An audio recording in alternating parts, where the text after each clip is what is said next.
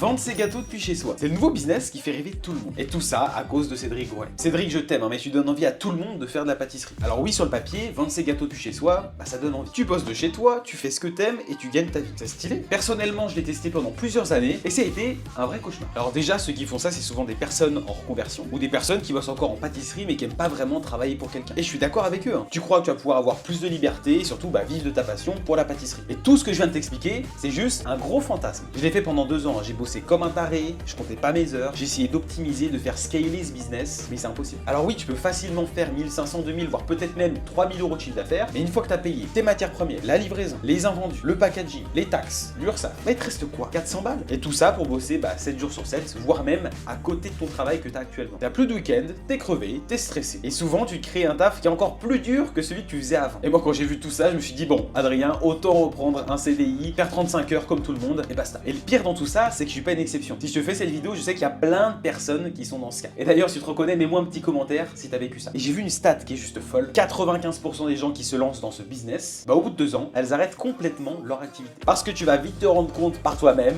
que c'est juste invivable. Donc avant de te lancer, s'il te plaît, pose-toi les bonnes questions. Et si tu veux vivre de ta passion pour la pâtisserie, tu peux l'exercer autrement que d'être dans le salariat, que de vendre tes gâteaux, que de créer ta propre boutique. T'as encore une autre option. Et si tu veux la découvrir, j'ai fait une vidéo YouTube à ce sujet, je laisse aller dans ma bio.